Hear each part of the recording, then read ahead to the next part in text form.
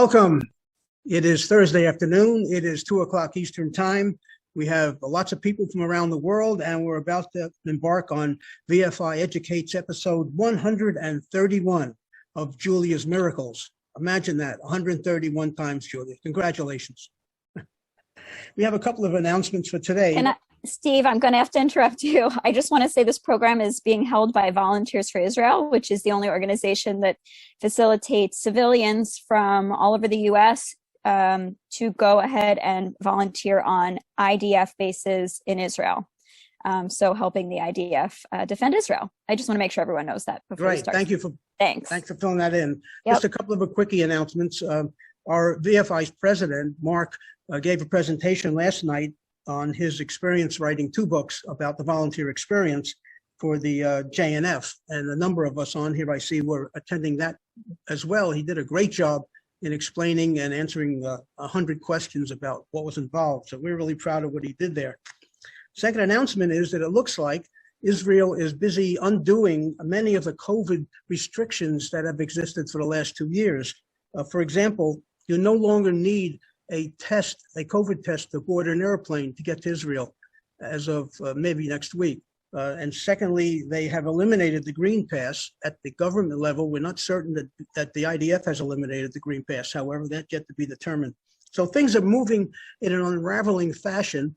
And it was posted in the Jerusalem Post yesterday that the government is planning a complete review of all the restrictions that do exist with the intent of marginalizing most of them. So by the time March rolls around, we're able to find clear sailing, which is something we haven't seen for a long time. There are 3 authorized trips. That is, Sarel has authorized 3 trips for volunteers to Israel. And the first one is called VFI Plus Archaeology, and it starts on March 27th. If anybody's interested in that 2-week trip, you immediately want to send a little note to Alana because we're filling up and we are ready to go almost. The second trip is VFI Plus Advanced, which is in May. That's a 17-day trip. And thirdly, there is the VFI College program, which also has a program running in May. And you'll probably receive an email the next day or two just outlining some of those programs to just give you some advance notice. So that's the big announcements for today. Things are opening up in Israel. We're delighted. And I'm looking forward to seeing Julia on March 26th. And so is she. So that's great. All right. Well, can you, did you have any announcements, Ilana? I don't have any announcements, but I'm happy to introduce Gadi unless Julia wants to. I'm guessing she will. Yeah. Julia? Yeah. Okay. So, Gadi, you are so much welcome. Thank you for making it. I was today in Bethlehem, and I was really looking forward to hear that you will be doing the presentation, which is a great one. Gadi is a dear colleague of mine for the last over 20 years. He lives in Jerusalem, and he guides tourists from all over the globe, all over Israel. He was born in New York, so he's a native English speaker. And he studied psychology for his BA degree, and then an organizational psychology for his master's degree. And then he came back to Israel and he became a licensed tour guide. And he's an amazing tour guide, both virtually and in reality. And as I told you before, he welcomed his first tourist group just a few hours ago. They actually landed and made it to Jerusalem. And this is something we are really looking forward for all of you to do. And right now, I'm so happy and privileged to introduce Gadi as our speaker for tonight. And he will be talking about the Jewish movement, which struggled against the British mandate. And in a way, thanks to them, mostly thanks to them, and Gadi, you'll correct me if I'm wrong, thanks to them, we have these beautiful pictures behind Gadi, because without them, we would probably never have an independent state of Israel. And by the way, our next tour will take us to a national park, which is called Beit She'arim, which is a totally different story. These are the tombs, the graves of Jews from 18 centuries ago. The whole story will be told next week. But right next to it, there is one of the most famous, probably, statues of a rider on the horse, and he is a shomer, and his name is Alexander Zaid, and maybe probably Gadi will mention his name today. So there is a direct We're even going to connection. go there. Oh, wow. Okay, so we will be back there next week, but just for a short while. So Alexander Zaid is our connecting cord between today and the next week. And Gadi, thank you for coming. And you have 55 minutes to talk to the people, and then be ready for so many questions. If I will leave the presentation earlier, is not because I don't think it's great. It's because I have to wake up tomorrow really early for a hiking tour. So thank you in advance. If this is anybody's... Oh, sorry, Gadi. I'm getting a lot of comments. If this is anyone's first program, just put your questions in the chat and we will answer them at the end. Okay. Thanks. Go ahead, Gadi. I see a lot of I'm interested in volunteering and dates and all of that. That's great. I'm interested in volunteering too, so I'd love to talk to you guys afterwards. Thank you for having me. I'm honored to be here. Julia and I are good friends from way back when both of us were new green tour guides, educators, as we like to call it. So the topic today, as I've been asked to speak about the pre-state of Israel. So I'm going to go through plenty of dates and maps and names. Don't worry, they won't be on the test at the end. Julia, did you tell them there's a test at the end? No? Okay. So surprise, there's going to be a test coming up. No, that's just a joke. But we'll talk a little bit about the pre-state of Israel, things that maybe you've heard of, maybe you haven't heard of. And if you've heard of, there's also some stuff going on in the background that we don't always mention in our programming when we talk about the state of Israel, things that I, as an Israeli growing up in Israel, didn't even know about until later on in life, because they're not quite in the curriculum of the schools. Even though I sound American, I grew up in Israel. My parents made Aliyah from New York, Washington and New York. I grew up on a kibbutz, Gesher Haziv. It's in the upper left-hand corner near the Mediterranean and Lebanon. And I can also talk with an Israeli accent, but I think I'll give you the American version of everything today. So thank you for having me here on the program. We'll start with a few PowerPoint slides, and then we'll go to use Google Earth, which is my favorite, to show some spots along the way. So the borders of the state of Israel, or the state of Israel in general, has many different changes and terms. As you can see, the beginning of the state of Israel, we'll see more of the map in a moment, was divided between an Arab state, which is the orange colors, and a Jewish state, which is the purple. But before that, there's a lot of stuff that brings us to this point. This man you've probably heard of and have seen, Theodore Herzl, the George Washington of the state of Israel, as I like to call him. There's a wonderful artist, I don't remember his name, that does all of these really cool guys and women, if they were living today, in their hip.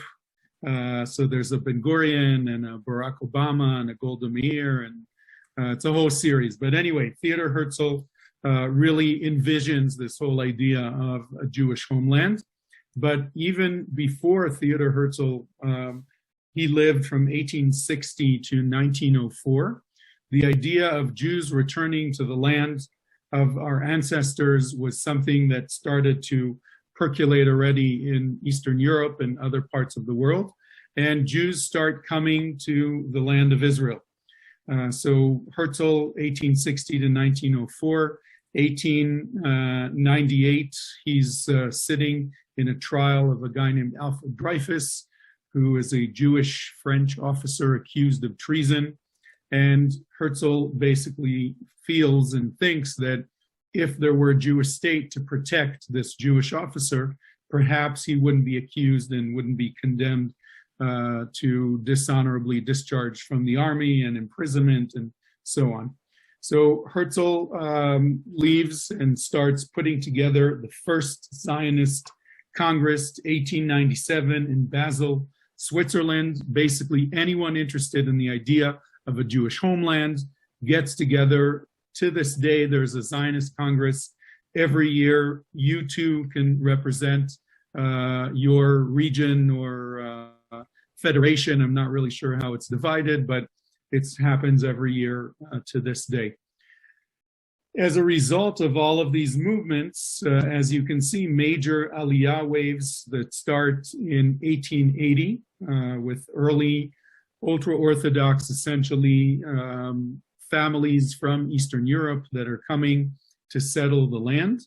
And then in 1902, the second Aliyah, 1902 to more or less 1918, is a major immigration wave where youngsters are coming. Lots of people that you've heard their names, David Ben Gurion and Golda Meir and Moshe Sharet and a few other people that are youngsters. They're no longer families, but rather people who are Zionists and come to settle the land. 1909, the first kibbutz starts. Also, many of these folks come from areas of Russia. Karl Marx is a very big deal. And the third and fourth, there's even a fifth Aliyah later on, but you get the idea. When the first Aliyah starts in 1890, there are less than 60,000 Jews living in the land called Palestine, which we call the land of Israel. And by 1939, we're talking about close to 600,000 Jews living in the land. At the same time, there was a local population, not a very big one, that started to grow as well during these years that you see on your screen. And that population was mostly of local farmers that were working for landowners that lived in Beirut or in Amman or in Damascus or in Cairo. Palestine was a backwater area for the Ottoman Empire, not that important, small population. But as the Jewish population started growing, the Arab population started growing as well, until in 1948, as we know, there was an explosion of sorts, which will end with when we finish our presentation today. So when Jews start coming to the land in 1890 until about 1902, they didn't know anything about agriculture. They didn't know anything about protection and protecting their land. And what you see here is a picture of Jewish young men that joined an organization called Hashomer, the Guard. It was established in the Jewish settlements, and I'm using the word settlement not in the modern connotation, but rather a village or a small moshava, as it was called in Hebrew. The first settlements that were created were protected by the local Arabs. And eventually there were conflicting interests between the Jewish settlers and the Arab guards. And the Jews said, you know what, we got to protect ourselves. And they literally, you can see they look like the Arab population, wearing a kafia and basically learning everything that they could about shooting a gun, riding horses, and so on in 1902. Some of the major characters that you maybe have heard of is Israel and Manya Shochat, Alexander Zaid, which we mentioned before. We'll go visit him in a moment. Rachel and Yitzhak Ben Tzvi. Yitzhak Ben Tzvi later on was the second president of the state of Israel. And a very famous guy named Yosef Trumpeldor, who was Tel Chai. We'll talk about him. Not literally a few days ago was Yud Aleph Be'adar, the 11th of Adar, the day of the fall of Tel Chai. We'll get to that in a moment. And From a different angle, all of these youngsters and new Israeli Jewish culture that was forming in the land had to have a national poet, and that person is Rachel, as we know her today in Israel, simply as Rachel, but her full name is Rachel Blumstein. She was the official poet, unofficial really, of these times. So we're gonna go see another type of technology. Pardon me while we switch over here. And we'll start in the north of Israel, near Bet She'arim, as Julia mentioned, where you'll go an archaeological site you'll visit next week. But where we are is overlooking the Jezreel Valley. And here in the early 20th century, a guy named Alexander Zaid, and I think we'll see him here on the horse, was one of the leaders of the Shomer, of this organization, guarding the fields. He was very much a proponent of Jewish self-protection, in other words, not relying on the local Arab population to protect us, but rather we should be the ones protecting our villages and our settlements. And unfortunately, he was killed while riding between some of the villages in the lower Galilee area. And the statue is built in his village or his place of living, which eventually became a town called Kiryat Tivon, and it's nearby. So the statue of Alexander Zaid, a very famous member of the Shomer. This ridge, by the way, is the Carmel Mountain, Haifa, not too far in that direction. Moving forward in our time frames from Alexander Zaid, we're going to go up to an area called Tel Chai, which is 1922. Tel Chai was a village created with 4 other villages in the Upper Galilee, Kfar Giladi, Yesod HaMa'ala, and Rosh Pina. And Tel Chai was essentially an outpost that was manned by a group of workers that were working in the field, and in the evenings also learned how to carry a weapon and how to protect themselves. At that time, the Arab population were torn between the French and the British. Remember that at the end of World War I, the British and the French divide the area of the Ottoman Empire into French protectorate and British protectorate. They essentially get a mandate from the League of Nations, the predecessor of the United Nations, to create or foster independence for the local people. The French get Lebanon, Syria, and parts of Iraq of today, parts of Turkey of today as well. And the British get Egypt, Israel of today, and Jordan of today, and parts of Iraq. Iraq, of course, important for both of these superpowers because of the oil that was starting to be important for the European superpowers. So the French and the local Arab population were not doing very well, and the local Arab population came to Tel Chai trying to convince the settlers to open up the gate and to allow them in to search because they were suspecting that there were French army inside. That was just a ploy to get into the protected area. They started shooting at the Jewish settlers, and 8 people were killed, amongst them a man named Joseph Trumpeldor. And Trumpeldor is basically, here's the Tel Chai, very close nearby is the village of Tel Chai. Why are we not landing in here? Hold on, some technical issues. Tel Chai is a very important site in the Jewish story. And why is it important? Because Joseph Trumpeldor was a Russian officer, a Jewish officer, that fought in the Russian-Japanese War before World War I. He was injured, but then comes as a Zionist, comes to the land of Israel and takes up the defense of the northern area of the settlements in the land of Israel.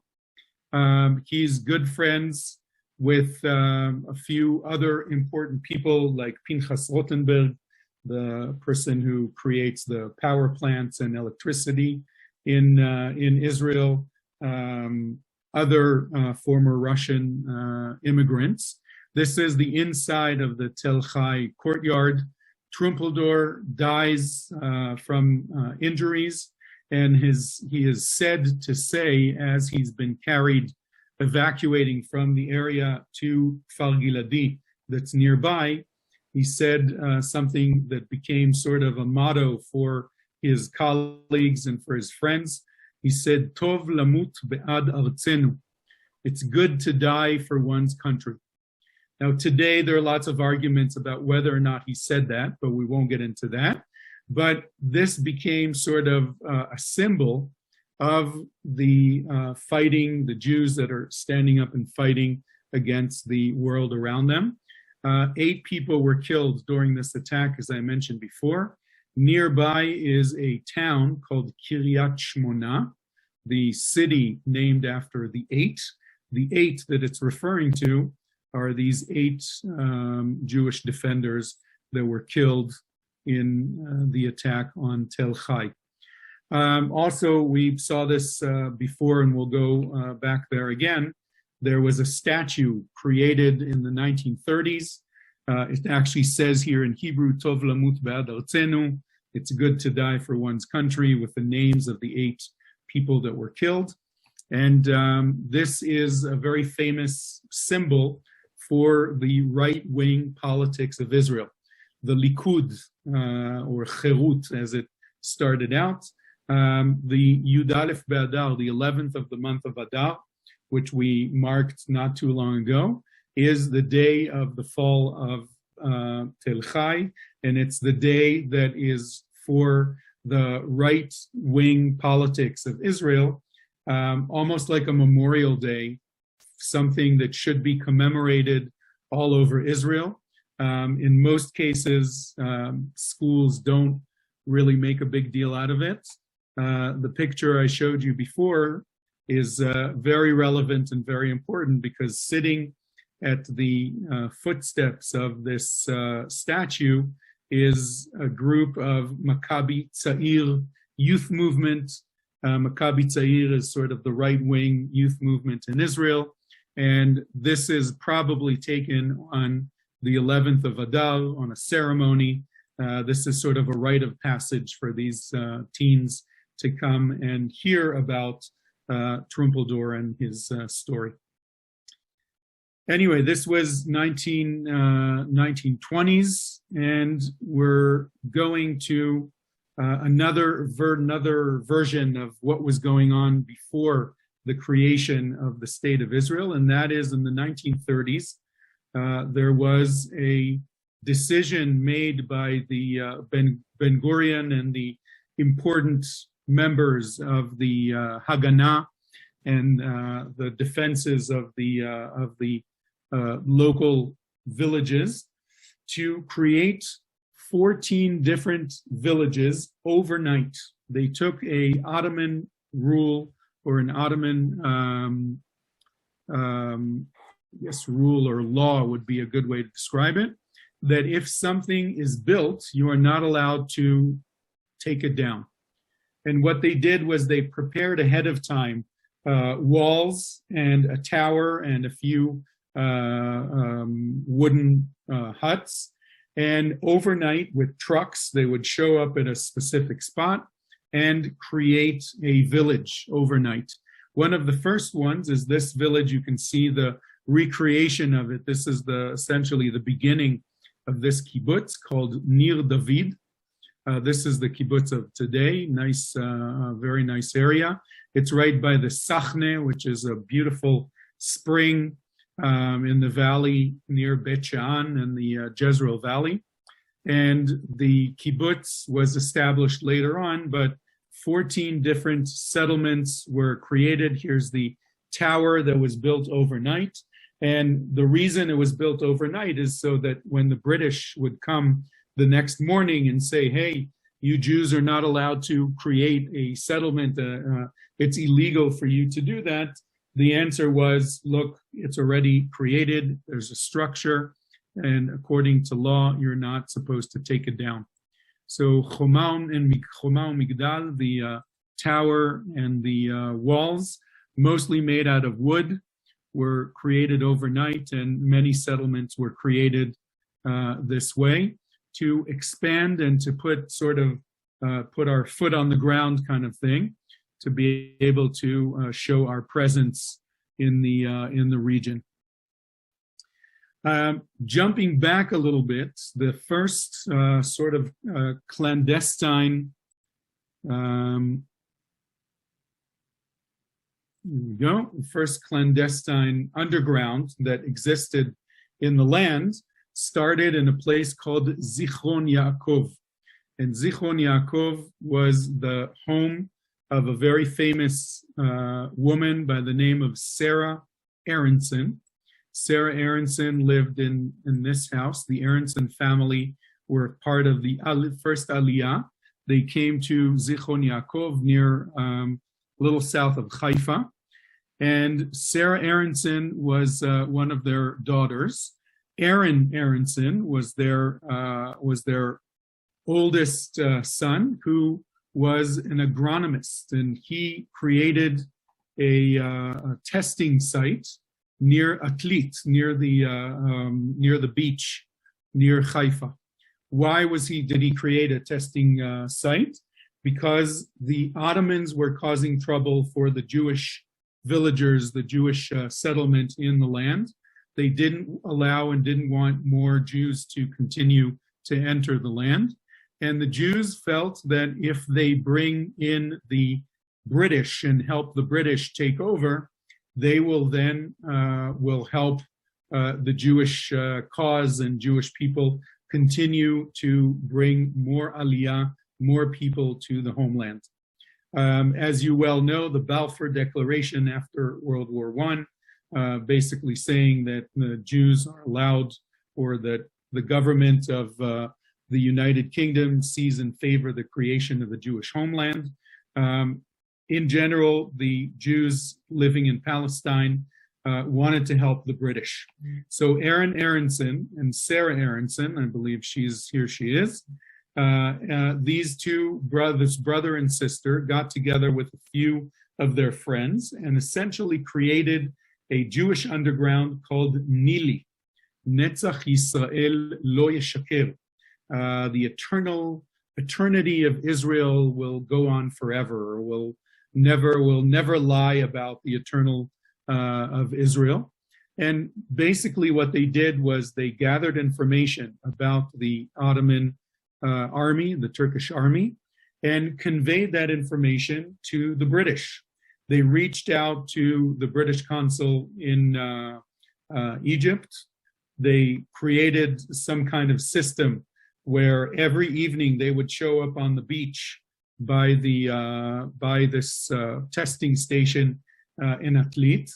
A British ship would show up at dark, send a little boat, get the information, and that way they could tell the British about the movements of the Turkish army.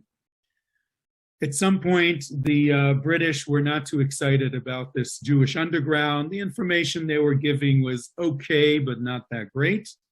And basically what happened was that the British stopped sending the boats.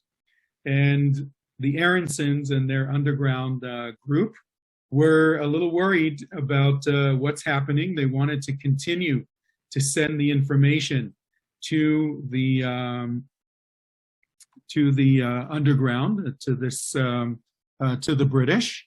And here we are at Atlit, at the beach. This is basically where this was the testing station that you see over here. And imagine the British boat showing up somewhere over here in the ocean. So when the British stopped showing up, these guys decided to go to Egypt and to figure out to try and reestablish the connection. This is Aronson, by the way, the agronomist. He found some very interesting things about wheat and making the wheat strong and grow strong enough to be able to grow well in the land of Israel. Again, Sarah Aronson. Sarah Aronson, there's a love story involved here. She was in love with this guy, Avshalom. Wow, I'm blanking on his name. I'll remember in a moment. And Avshalom and Sarah were lovers. However, Avshalom was married to Sarah's older sister. There were a lot of issues. Avshalom Feinberg is his last name. Avshalom Feinberg decides to go to Egypt through Gaza and the Sinai to reestablish connection with the British. He's caught, probably killed somehow during this attempt. And Sarah hears about his death. She's devastated, of course. And the Ottomans at this point realize that something is going on. They come to Zichron Yaakov. They capture a lot of the residents and start investigating, torturing. Eventually, Sarah is a known member of this underground. She is tortured, trying to get more information out of her. She does not reveal any additional information. And eventually, she is scheduled for execution. She asks the Ottomans to be able to come home and change her clothes and shower and be presentable when she's executed. They allow her to do that. They come to her home, and little did they know that for these kind of situations, Sarah hid a revolver in the bathroom in her house. She goes into the bathroom, takes out the revolver, shoots herself, and commits suicide rather than letting the Ottomans execute her. She's, as I said, became very famous. She's a woman fighter that stood up for the Jewish values. Here's 100 years for Nili. You can see it in the stamp. Here are some of the Aronson and Sarah and Avshalom Feinberg and a few of their members of their underground. So this is pre-World War I, leading up to World War I, essentially the first clandestine or underground that is not known. The Shomer was something that was available, or the Shomer was an organization that was moving around freely, presenting themselves everywhere. Nili was an underground that was not part of what was going on in the that the world did not know about. Hold on, trying to get rid of this. No. I want to go back to our presentation.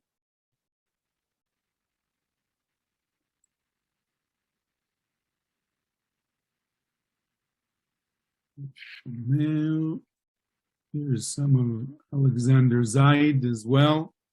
This is the guy on the horse that we saw earlier.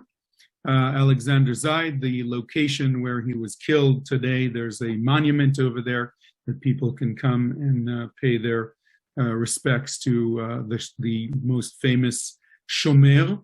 The Balfour Declaration, World War I. This is all it is. The famous Lord Balfour, the Secretary of State of the United Kingdom, basically gives this short paragraph to a guy named Chaim Weizmann, who was a lobbyist, essentially, trying to lobby the British Empire to be in favor of a Jewish homeland. Of course, this was succeeded, and the Balfour Declaration basically says, His Majesty's government view with favor the establishment in Palestine of a national home for the Jewish people. that's it. But the Jews were very excited about this. And of course, when World War I ends and the British take over, this is General Allenby, who conquers the area for the British. Here he is entering into Jerusalem and giving a speech, again, celebrated 100 years ago in 2017. There was a big to-do in Israel about these events. And when the British start coming in, the British are basically getting involved in everything that's going on. The conflict or the issues in the Middle East today are very much the fault or the making of this guy, Lawrence of Arabia, or Peter O'Toole. I'm not sure which one of them are in the picture here. I think it's the real Lawrence of Arabia. But Lawrence of Arabia was a British officer that spent a lot of time in the Arabian Peninsula. Basically, when the war breaks out, he convinces the French and the British army to take allies as the Bedouin tribes that were living in these areas. These Bedouin tribes, even though they were Sunni Muslims, couldn't stand. They disliked the Ottoman Empire very much, even though also Sunni, and agreed to fight alongside the British and the French. In return, Lawrence basically convinces the British and the French to allow them to create their own country, their own state. Prince Abdallah, King Abdallah of Jordan, gets a piece of land that becomes the Hashemite Kingdom of Jordan. King Saud gets a country that is known as Saudi Arabia.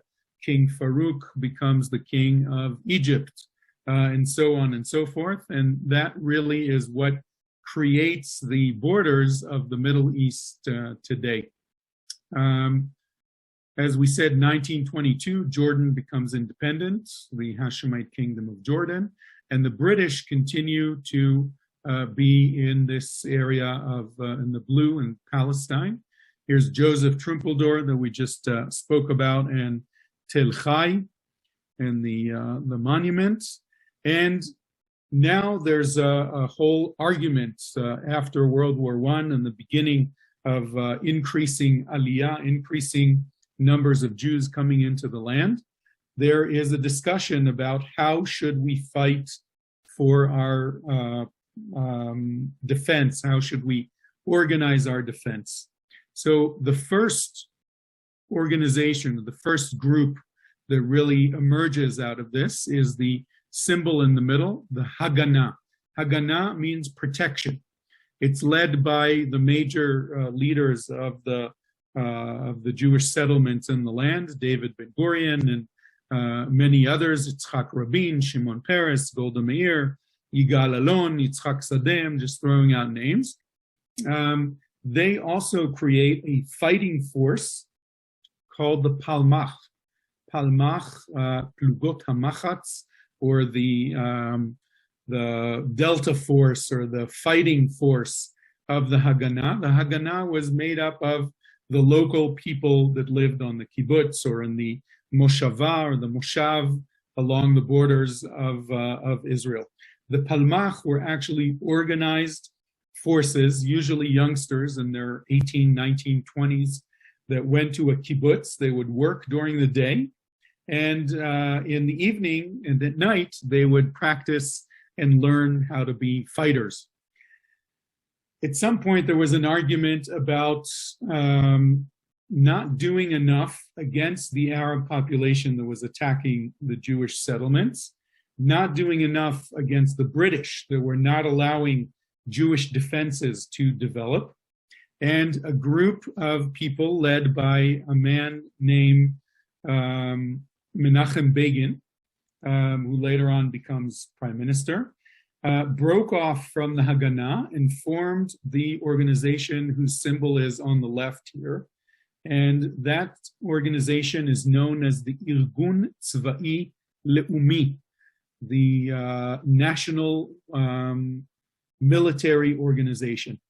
Notice that the symbol is no longer the sword and the olive branch. It's now a strong hand holding a gun. It says only like this in Hebrew. This is the only way. And the map that you see here in the background is the map of all of the lands that the British were controlling, all of Palestine, including the Jordanian side. Their motto was 2 banks of the Jordan River. This side is ours, and the other side is ours as well.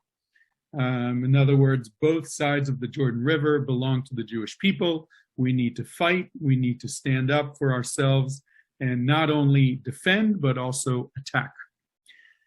In addition to this, in the early 1939, early World War II, there was another group of people that said, you know what, the Irgun is not even active enough.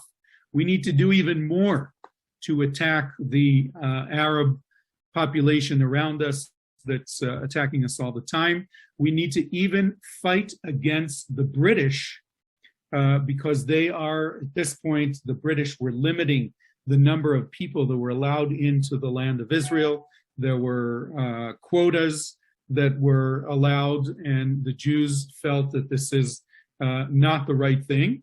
And they break off, led by a guy named Avraham Stern. His code name was Yair. And he forms a group known as the Lechi, Lochamei Cherut Yisrael, the Fighters for Freedom of Israel. The British called these guys the Stern Gang. That's what they're known as in general terms. And essentially, these 3 fought in different ways against the Arab attacks, against the British, and moving forward into World War II, these really were fighting against the forces coming up against us. I chose this picture because these are all women, and the women were very much part of these fighting forces. Everyone could join the Haganah, the Palmach, the Irgun, the Lechi, women and men, and the women were very much part of the fighting force. 1947, or before 47, there's actually a partition plan that's signed or offered by the United Nations. This is one of the original ones that wasn't accepted, but the idea of dividing the land between the Arabs and the Jews was something that the United Nations was getting involved in.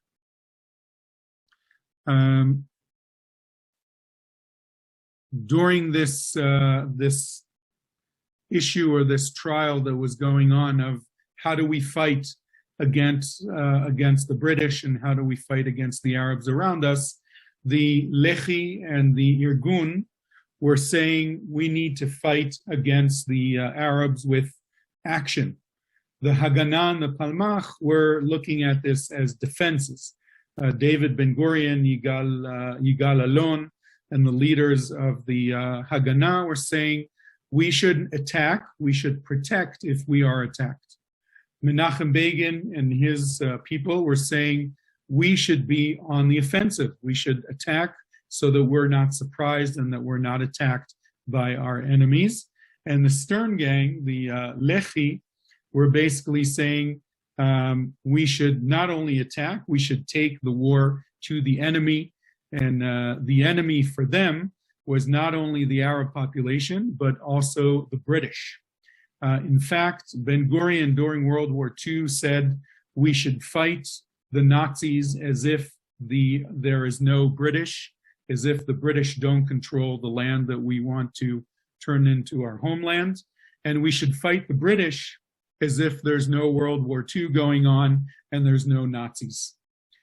The Lechi, the Stern Gang, actually, believe it or not, made contact with the German consulate in Turkey and offered in early stages of World War II to negotiate with the Nazis since they had a common enemy, the British, the enemy of my enemy is my friend, and offered that all of these millions of Jews would be shipped out of Europe and brought to the land of Israel. They understood that the Nazis are moving towards getting rid of the Jews in one way or another. No one thought or imagined that it would be total annihilation. But the offer by the Lehi, by the Stern Gang, was allow the Jews safe passage to the land of Israel, and we will fight against the British together with you. The Irgun at that time was joining the British Army. The Palmach and the Haganah stopped all of the fighting against the British at the time, joined the British Army, and actually was sent by the British Army to fight in Europe and in North Africa, which was great for the Jewish undergrounds because they learned a lot of military know-how. They were trained by the British. One of the most famous of these British-trained Jewish, Palestinian, Israeli soldier was a woman by the name of Chana Senesh. Chana Senesh was a Hungarian speaker that made Aliyah from Hungary a few years earlier. The British were looking for people who came from these countries who were under the Nazi regime, and they taught them how to parachute into these countries and to connect to the local underground and to organize the Jewish population to try and sneak them out, to tell them what was going on. And Chana Senesh is one of those famous people. After World War II, the Irgun continues to insist on attacking the British. And what we're looking at here is King David Street in Jerusalem, the King David Hotel. 1947, there is an attack on the British headquarters that was stationed in the King David Hotel. By the Etzel, there was a very large amount of explosives that was placed in the building. The Etzel, the Irgun, sent messages to the British Army saying, there's a bomb in the building, evacuate everyone. They made some phone calls to try and convince the British that there is, in fact, a bomb in the building. Unfortunately, the British did not take it seriously. And when the bomb goes off, 97 people are killed, including Jews that worked for the British government in this entire southern wing of the King David Hotel was blown up. This is a picture from the 1930s, King David Street. Those of you who have been to Jerusalem, this is an amazing picture, the YMCA, the King David Hotel over here. Very few of these buildings are still around today, but this is what the King David Hotel looked like at the time. Here's the hotel. The entire southern wing was blown up. 1947. Here's a picture of the explosion. And as I mentioned, 97 people were killed. There was a lot of back and forth between the British accusing the Irgun for being a terrorist attack. The Irgun said, we warned you, we sent messages, we tried to tell people that this is happening. But of course, as we know, no one was evacuated and 97 people were killed. The Haganah were furious at the Irgun for doing this.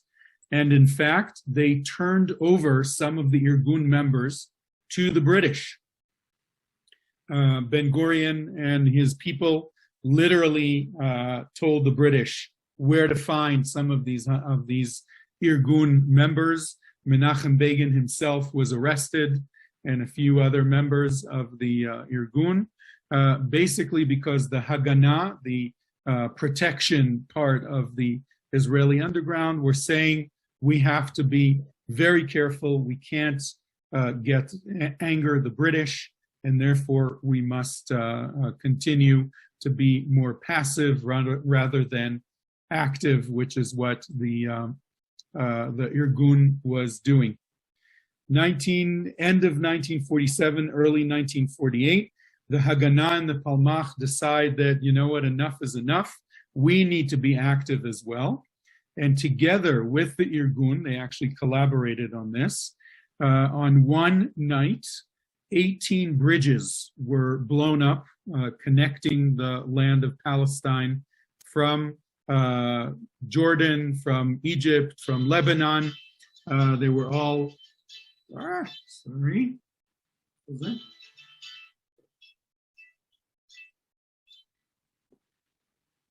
Sorry, that's what happens when your cell phone goes off.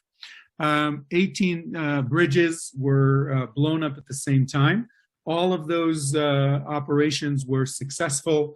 They blew up all the bridges along the Jordan River, bridges along the entrance from Egypt, bridges and tunnels coming in from Lebanon and from Syria.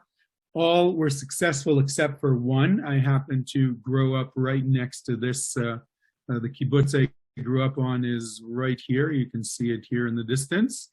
We are by the Achziv beach, by the Mediterranean. And this bridge is over a creek. You can see this is the modern bridge of today. And 14 Palmach soldiers were killed. We're not sure what happened, but they were probably spotted by the British soldiers. A gunfight started and probably a bullet hit one of the explosive bags that they were carrying with them, and 14 of them were killed. Moving forward, I see I'm a little bit short on time. There's one more thing that I want to tell you about, and that is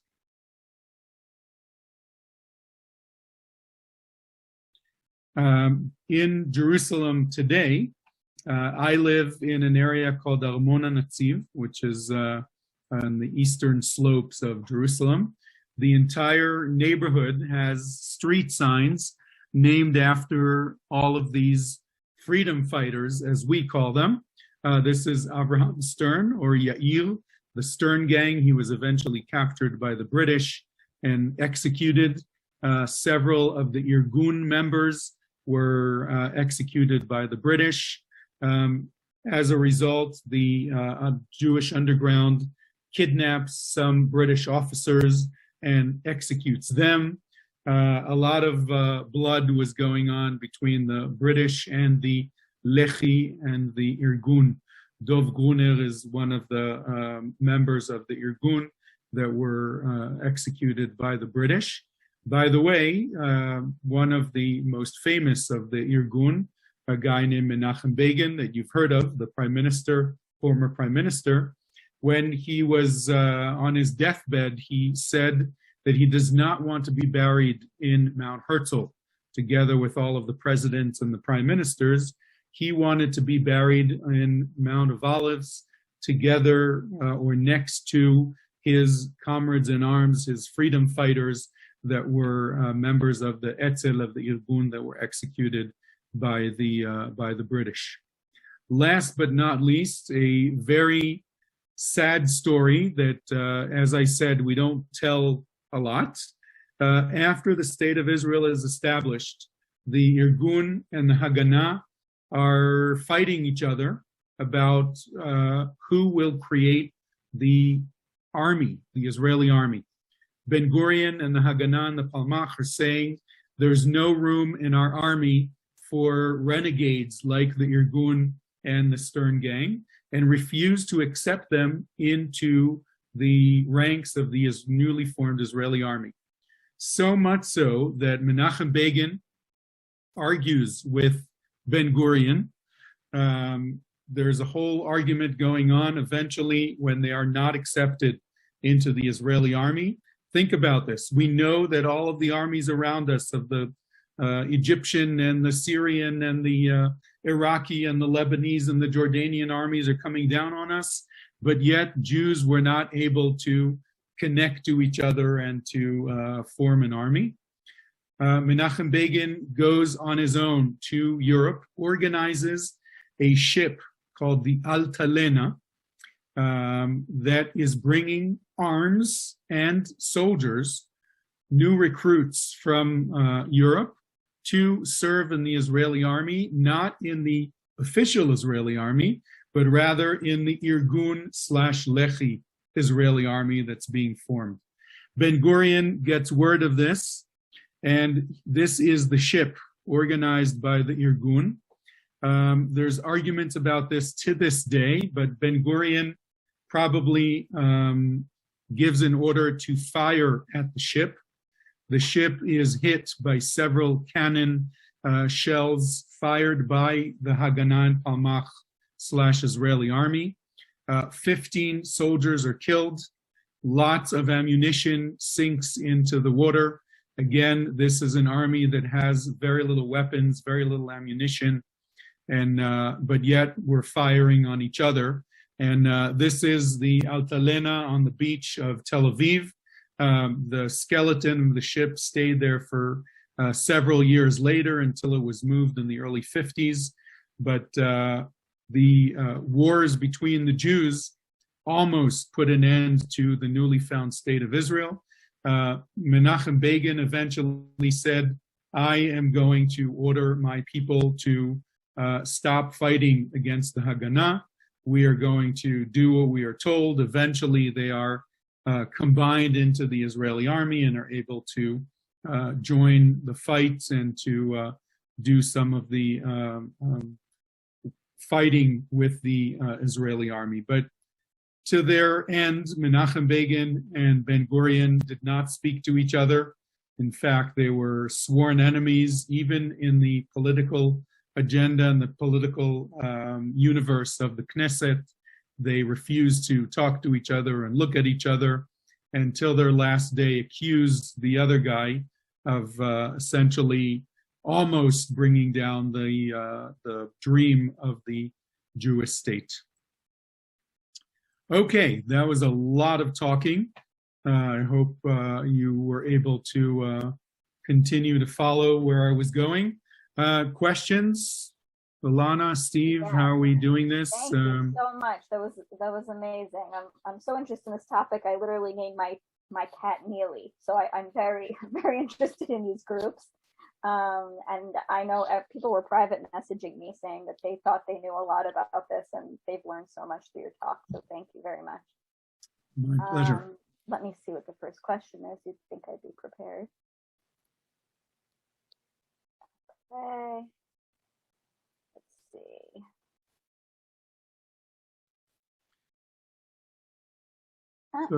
If it's asking the question at the beginning, we'll get there. So I see there was a question about a civil war. Yeah, in a way, this was a civil war. It could have turned into a civil war, but the three groups were not really. At first, they worked together, but towards as things developed, they saw things in a very different way. I see is Shomer and Shomer HaShomer, well, they just wrote Shomer HaTzair connected.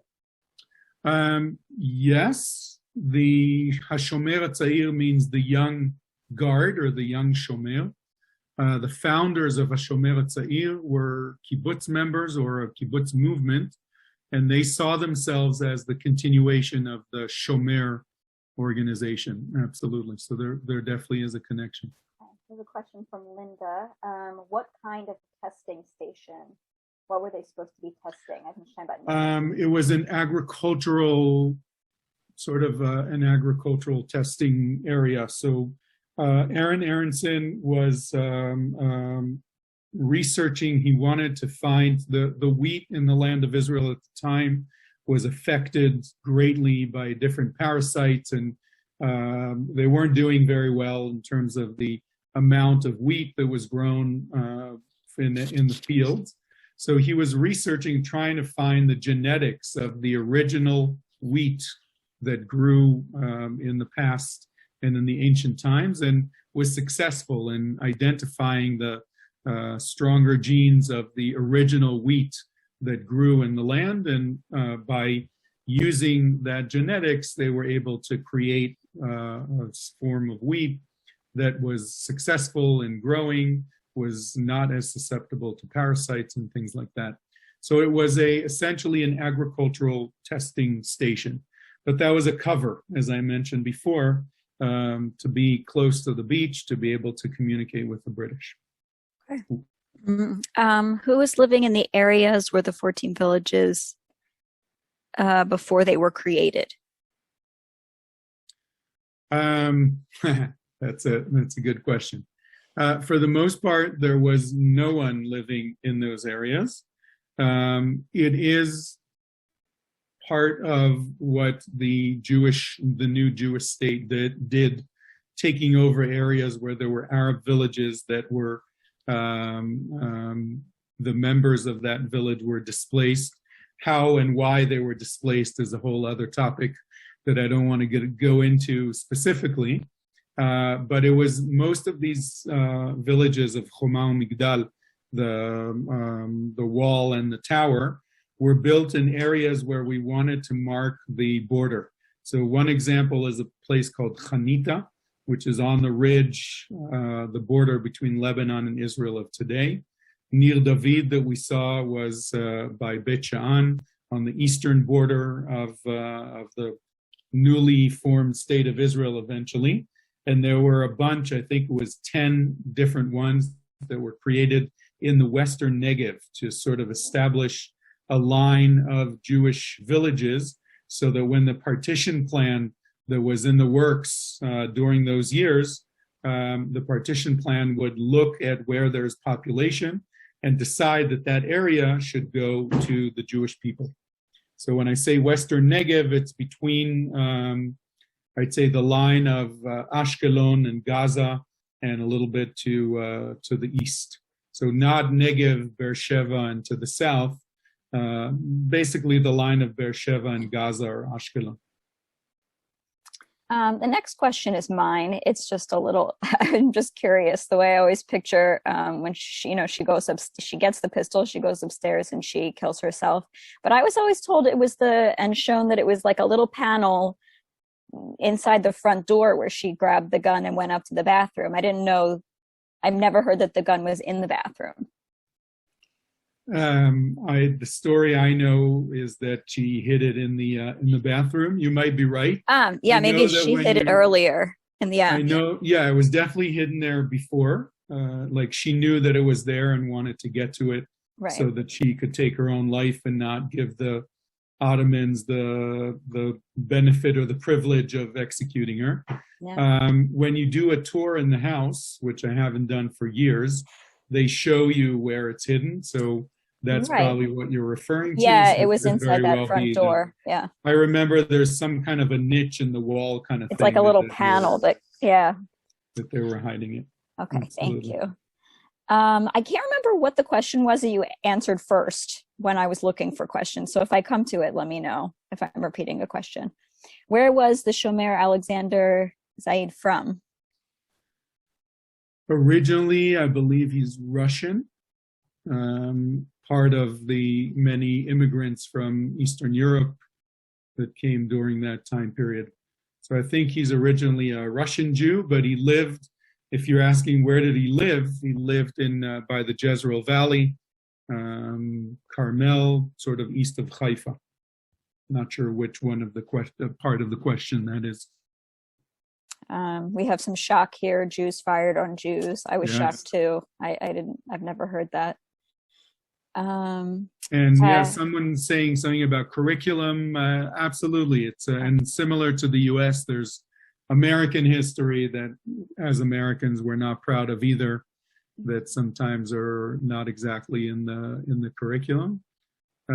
Interesting, in Israel, the narrative, when I grew up, and I'm about 50, we were always looking at these people as our heroes.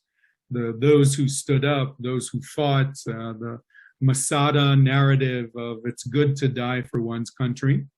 I think in today's Israel, things are a little different in that sense.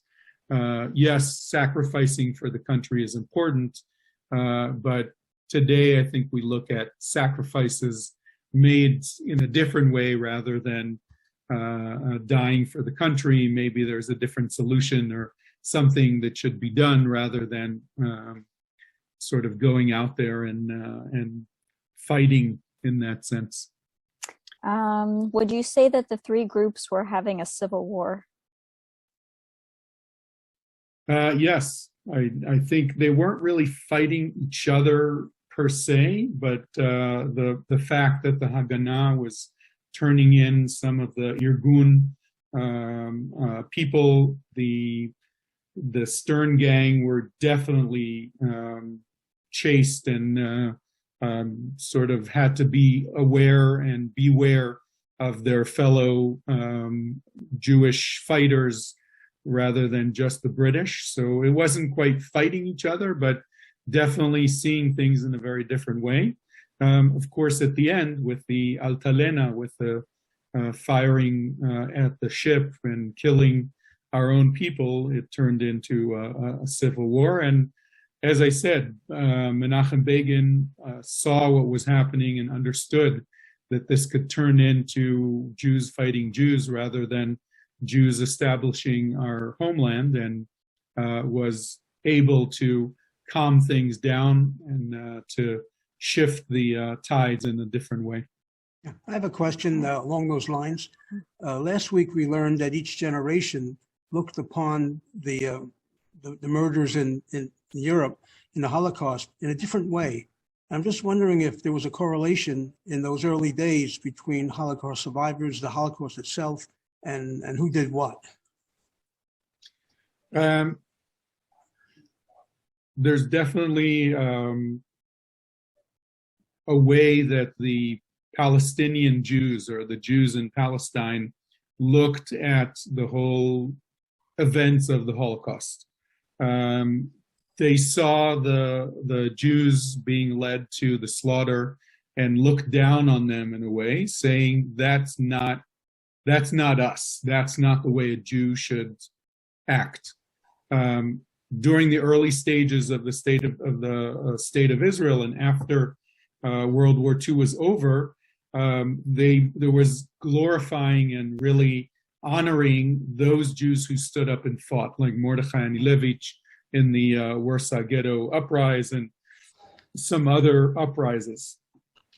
Definitely, that was part of the narrative and the mentality of the Jews in Palestine, that we're strong Jews, we should stand up and fight.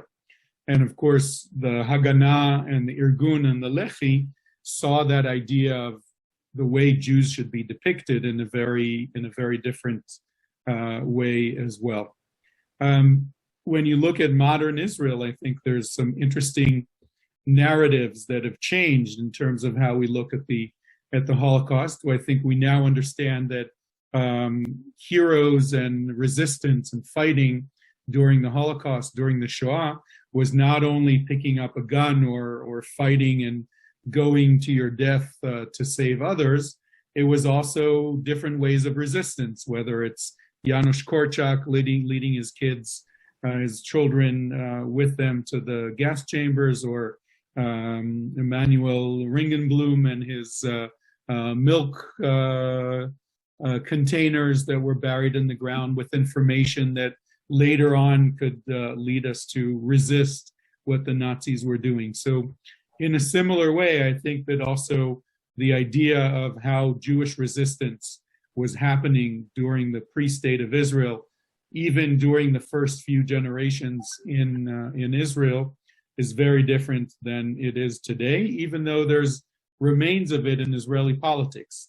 Benjamin Netanyahu is a sort of grew up on the understanding and the knowledge and the narrative of Trumpeldor and Tel Chai and Menachem Begin and the Likud party, whereas Yitzhak Rabin, Shimon Peres, and all of those guys grew up in the narrative or the mentality of Ben Gurion and the Haganah and the Palmach, and sort of looking at things differently in the way they act as Jews and Jews that are fighting against the neighbors around us.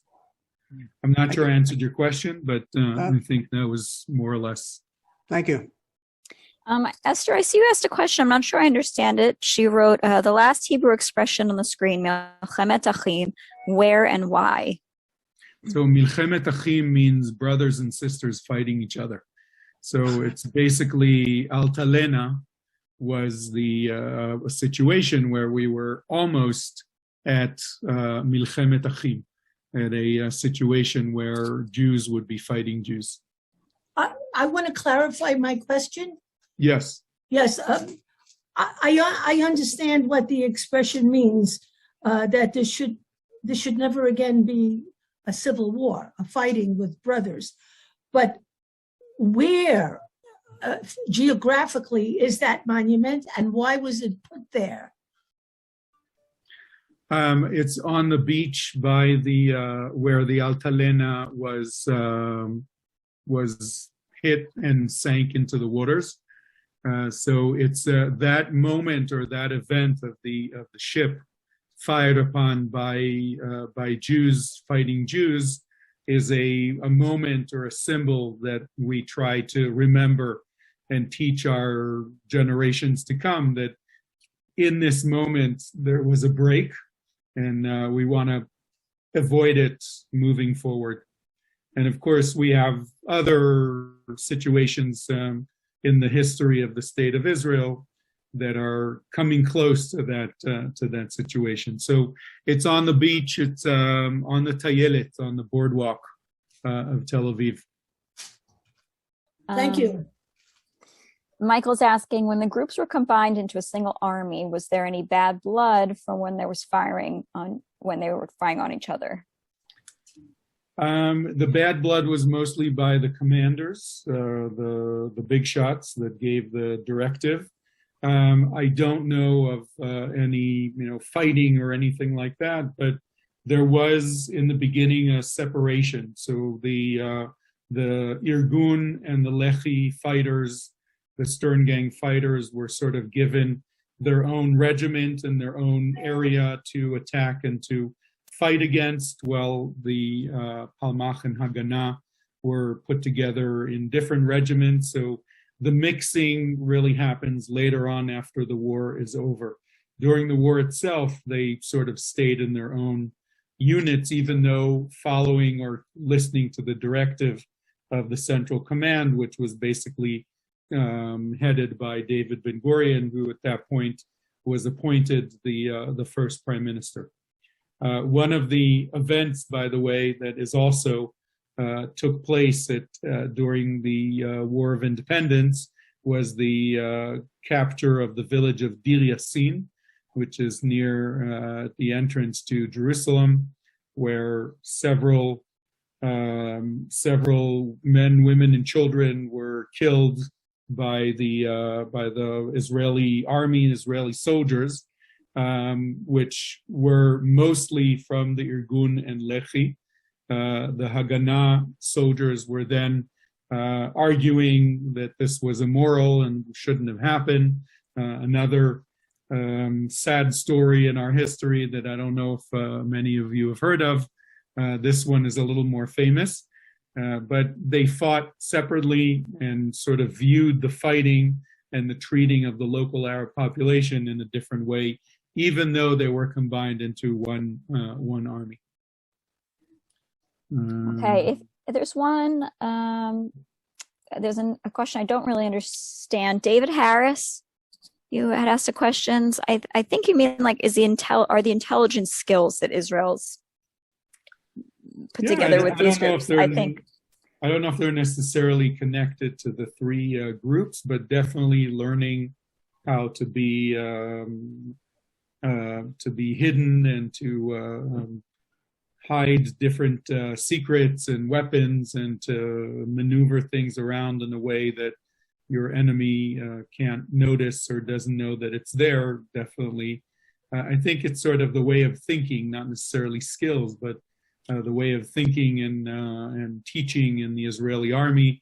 We're taught to think outside of the box and to always expect the unexpected.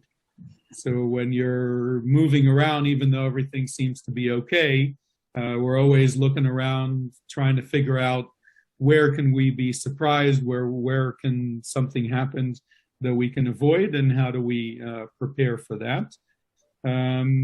Whether it's related to the Abraham Accords or not, I would say that the fact that Israel is here, the fact that I have a very strong army and a very strong presence, perhaps is an important factor in the way the Arab countries around us are seeing Israel. Don't forget that at the creation of the State of Israel, there was a very large contingency of Arab states called the Arab League that organized themselves against the State of Israel. There was a big conference in Khartoum in Sudan that basically said that we're the three no's. We're not negotiating, we're not recognizing, and we're not accepting the State of Israel. So the fact that here we are 75 years later, roughly, and Arab nations are accepting Israel and are interested in having peace and business and other relationships with Israel, I think is definitely, this is what we talked about this evening, is the basis for that strength and that ability. Does anyone, there are no more questions in the chat, only people saying how amazing this program was. So if you want to check those out. If anyone has any questions they'd like to ask, please feel free to unmute yourself.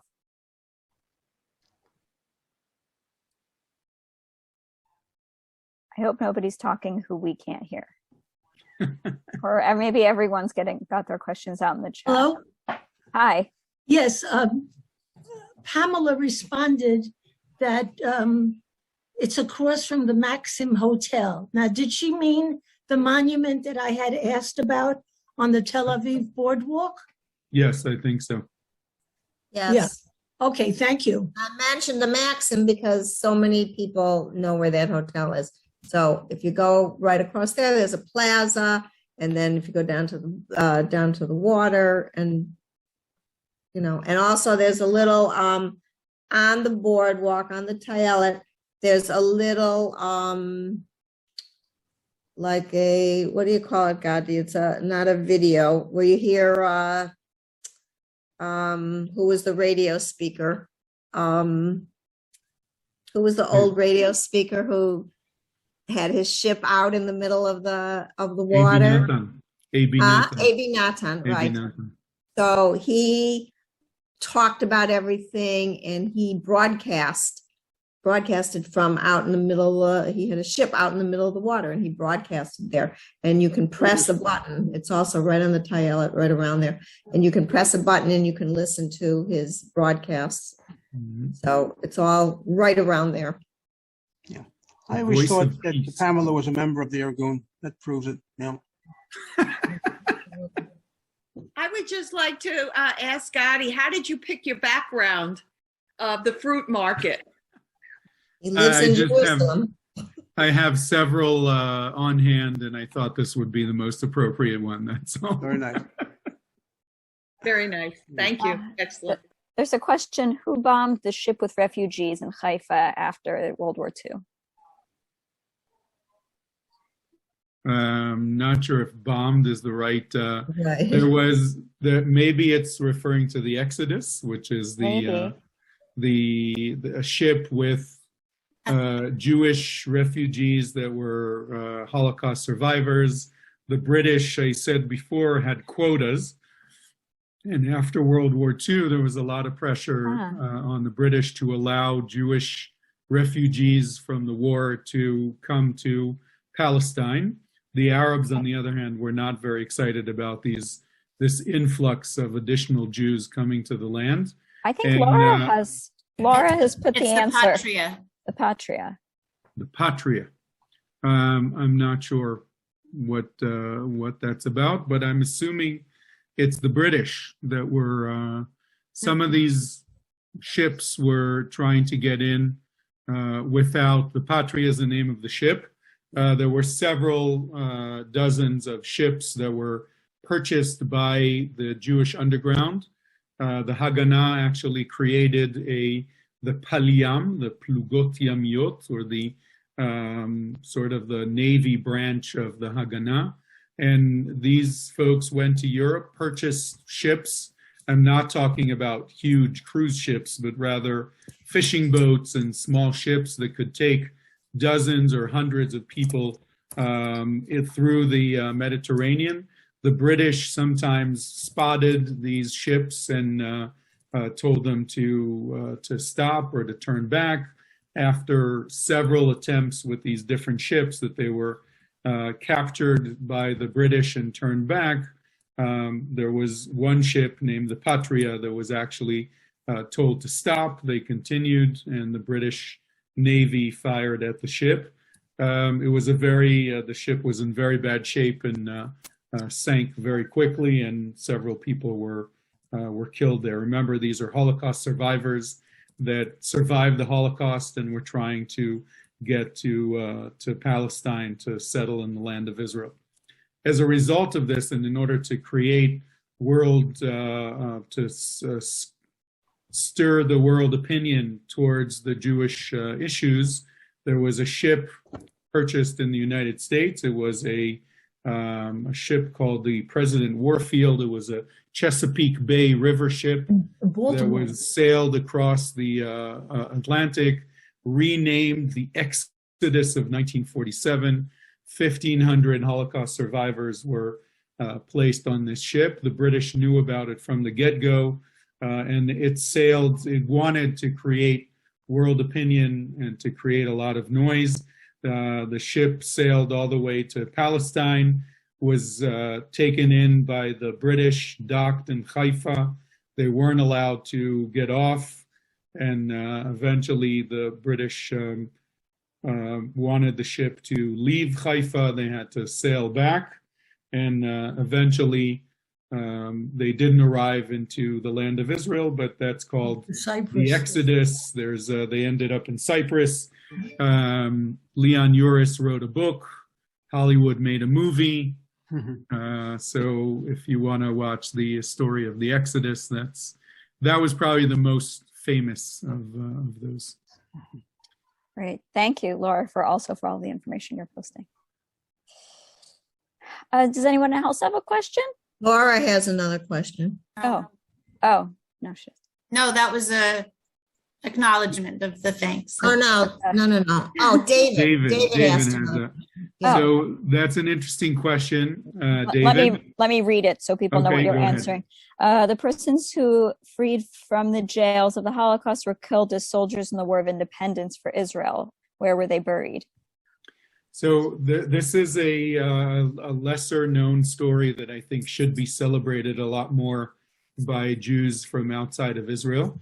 There's a monument on the road to Jerusalem called the Machal Mitnadvei Chutz La'aretz, the volunteers from outside of the land of Israel that came to help and fight for the newly formed state of Israel. Many of these were Holocaust survivors that came directly from Europe when the state of Israel was declared. They came on ships from Europe, essentially given a gun and told that we're fighting for the state of Israel. And dozens of these people were killed during the battles for Jerusalem and the road to Jerusalem. Many of them are buried in Mount Herzl. Those who we know their names are placed on the tombstones. And in Latrun, in one of the biggest battles where many of these folks were killed was in Latrun. It's the beginning of the road to Jerusalem. So there's a monument in that area, but the soldiers who were killed during the war are buried in Mount Herzl as soldiers with the soldier tombstone.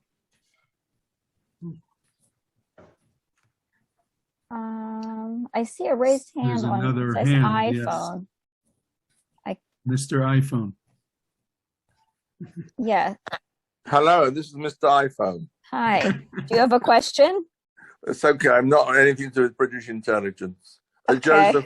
Joseph Freeman. I have a couple of things. Last time I was in Israel, the time before, I went to museums for not only the Haganah, but also for the Stern Group and the Irgun. I don't know if you mentioned that, but there are 3 museums. I think they're all in Tel Aviv. And, and you can buy books in English there. It's interesting. So thank you. And the fact you said it, that they are separate museums for each one of these organizations is very important to the case in point that we were talking about. Right. As a Zionist, my attitude is they all had a role in the reemergence of our state. Absolutely. They all had a role. I just want to say something I never heard before yesterday. I live in Jupiter, Florida, and there was a lady sitting at a First Watchers, a restaurant, with her husband. She was a refugee in the war. She was a child in Belgium, and she ended up in Morocco. And she was talking to Arabs in Morocco, and they said to her, "You can't be Jewish. The only Jews we know are ones that look like ourselves." So they never believed, these Arabs, that there were Jews who were not Mizrahi Jews.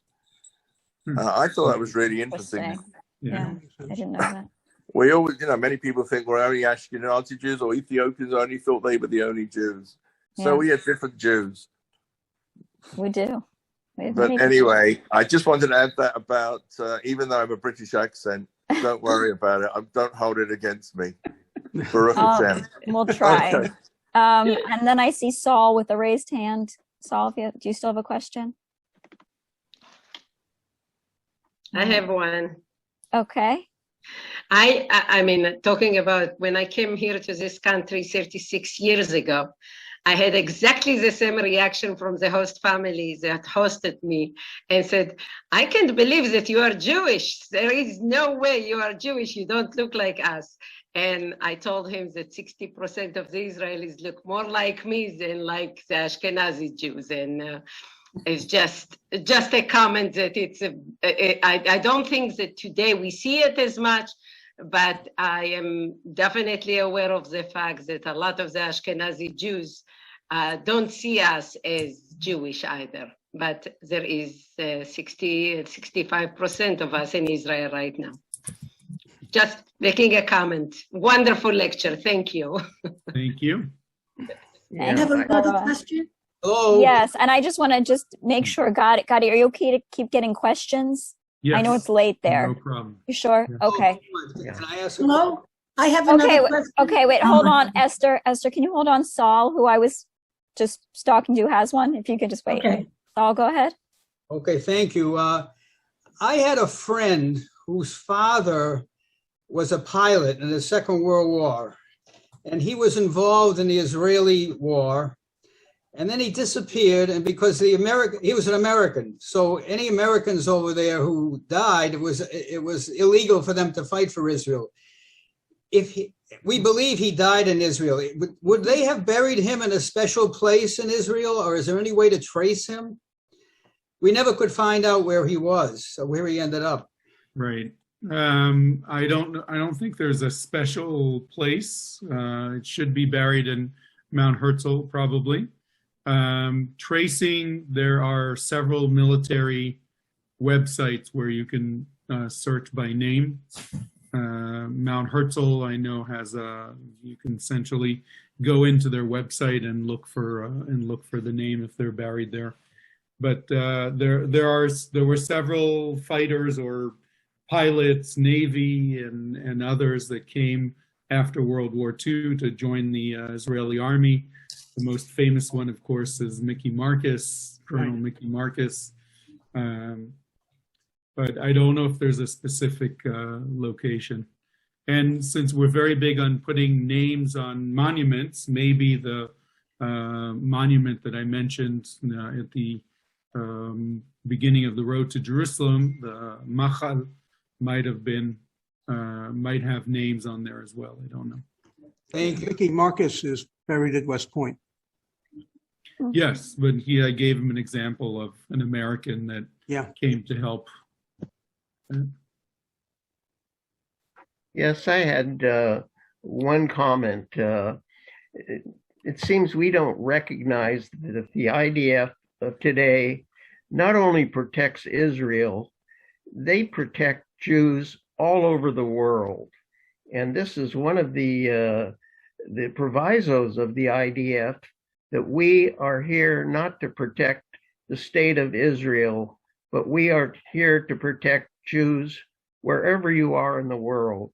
And they have done that now for legions to protect that. And I think more emphasis should be placed that we as Jews, here I'm in California, if something happens to me, you will know in Israel, the IDF will know something, and if it's an organized entity going after us, they will work with the American government or whatever. But anyhow, that's one of the wonderful aspects of Israel and the IDF. Well said. That's right. And just one of the reasons we should volunteer on their basis. Yay. In fact, the Entebbe, the raid on Entebbe and the rescuing of Israelis was very much part of that. It was one of the first times where the Israeli government made a decision to send the IDF to protect Jews and Israelis around the world. We're doing that right now in Afghanistan and other places in the world that we probably don't know of, Right. that they're working underground to protect people, not just Jewish, but others that are persecuted. Thanks, Barry. Absolutely. Esther, you had a question? Yes, I had seen on the screen before something about Yad El Yad or Yad Liyad. I don't know what that monument was for and where. So Yad or Yudaled is 14 in Hebrew. So Yad Liyad is the monument that was created at the bridge that I mentioned. That was the only bridge that wasn't successful in blowing up the 14 bridges during this event in the late 1947. So the monument is called Yad Liyad because Yad also means monument. So it's the monument for the 14, and it's the Achziv beach on the Mediterranean near Lebanon, close to where I grew up. That was the name of the place. Great. All right.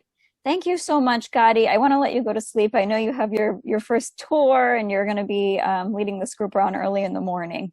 But thank you so much. We could My pleasure. Yes. Thank you, Gadi. everyone. Great. Thank you for a really solid first-class presentation on an area that needs exploration. And I think you filled in the gaps. So thank you very much for your evening. Thank you and good evening. Laila Tov. Laila Take care, everybody. Bye. Bye. Laila Tov.